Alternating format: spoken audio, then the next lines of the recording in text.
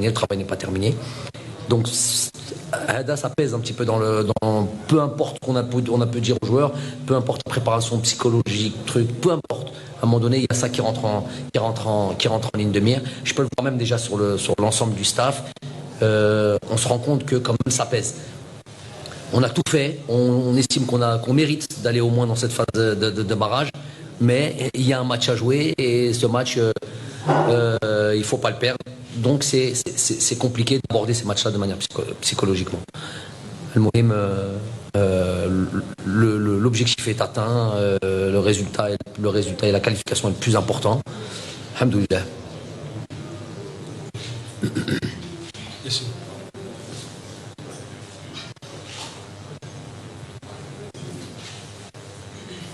Bonsoir coach, félicitations, qualification méritée.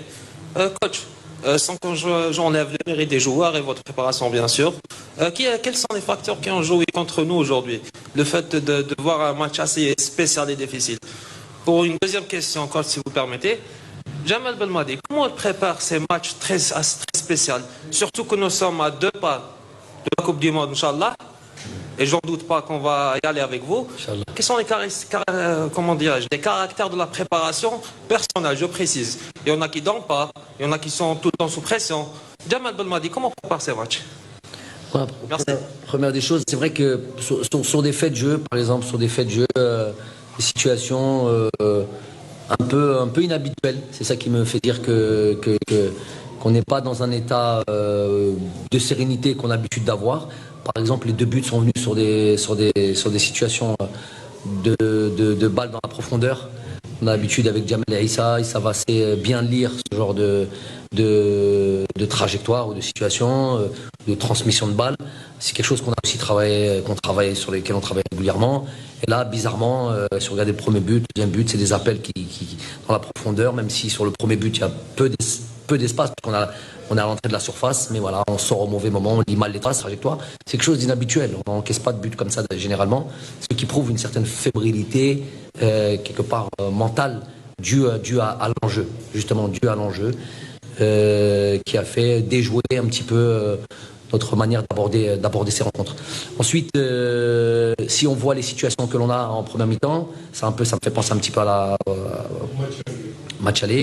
Le match peut être tout à fait différent. On a une situation très claire de Riyad, s'il met le but, ce 2-0. Voilà, c'est un peu un match qui prend toute une autre tournure. Ça, j'en suis certain. On en a déjà eu des matchs comme ça. Et on peut être beaucoup plus tranquille, avoir un résultat même plus large. Le fait est qu'on n'a pas tué, on n'a pas fini ces occasions. Je pense qu'il y a des situations aussi, des opportunités d'avant-dernière passe mal faite, de précipitation, de déchets techniques inhabituels. Le terrain était aujourd'hui un état aussi difficile, pas dû au manque de travail, qu'on soit bien d'accord, plutôt les conditions climatiques, il a fait que pleuvoir nuit et jour.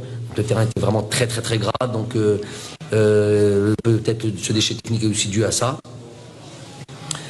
Donc voilà un petit peu les conditions un petit peu du match. Après, pour ce qui est de la deuxième question, c'est... comment préparer le match. Il y en a qui ne peuvent pas dormir, il y en a qui sont en difficulté, il y en a qui sont tout le temps sous pression. Comment Jamal Belmadi prépare ces matchs? Non, la veille.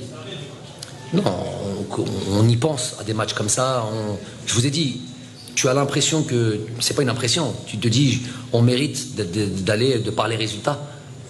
Le nombre de rencontres invaincues, le nombre de buts marqués. On est un record dans ces qualifications de Coupe du Monde. Un record, on devrait voir peut-être un record mondial.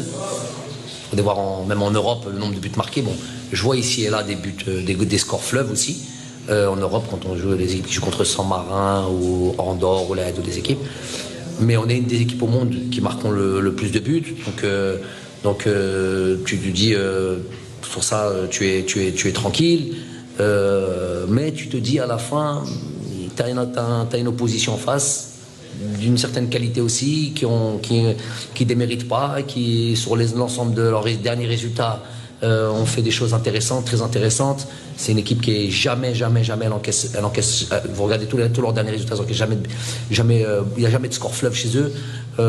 peu de buts marqués, des joueurs d'expérience, des joueurs qui ont déjà fait les qualifications de Coupe du Monde, notamment Dayo, qui ont une forme de sérénité aussi. Donc il y a un adversaire aussi, il y a une opposition en face. Ça, il ne faut jamais l'oublier. Hein. Et tu te dis, voilà, sur un match, c'est inévitable ça d'y penser. Sur un match, tu peux sortir de cette qualification de Coupe du Monde si tôt, en phase de groupe. Tu te dis tout ce travail qui a été fait, tous ces efforts qui ont été faits, voilà, le travail des joueurs, hein, je parle avant tout. Donc tout ce travail qui a été fait, tout ça, tous ces beaux résultats et tous ces buts, tout ce qu'on a pu faire depuis maintenant quasiment 3 ans, finalement réduit à néant. Donc ça passe par la tête, évidemment, j'y pense. Je suis quelqu'un de quand même d'assez, entre guillemets, cérébral, je réfléchis quand même à aux choses. Ça va, je dirais pas que c'est de la pression, je dis que c'est de la réflexion. Donc on dort ce qu'on dort, on mange ce qu'on mange, à la limite c'est pas le plus important. Mais c'est vrai qu'il y avait une forme de réflexion profonde sur ça. Mais le plus important, c'est de montrer aux joueurs qu'une forme de sérénité qu'il y avait quand même. Il y a aussi de la sérénité, on a des choses, on a quand même certains acquis qui fait qu'on peut se baser dessus, on peut s'appuyer dessus. Mais voilà, ça reste un match particulier. J'ai envie de dire, regardez un petit peu la situation d'un match comme le Portugal, où un match nul leur permettait de passer directement. Donc on ne sait pas s'il faut attaquer, s'il faut se rester, et voilà, encaisser un but à la 94e ou 80 dans les dernières secondes des arrêts de jeu, et se retrouver dans un match de barrage, attendre le mois de mars pour jouer ce match de barrage. C'est tout simplement, pour eux, je veux dire, c'est tout simplement une équipe comme le Portugal. C'est l'Italie qui est sur. L'Italie, bon, toute proportion gardée, champion d'Europe en titre. J'ai envie de dire que chacun son style, chacun son football, chacun son niveau aussi. Mais j'ai envie de dire c'est un peu, on peut comparer. On peut comparer son champion d'Afrique et champion d'Europe, on est champion d'Afrique.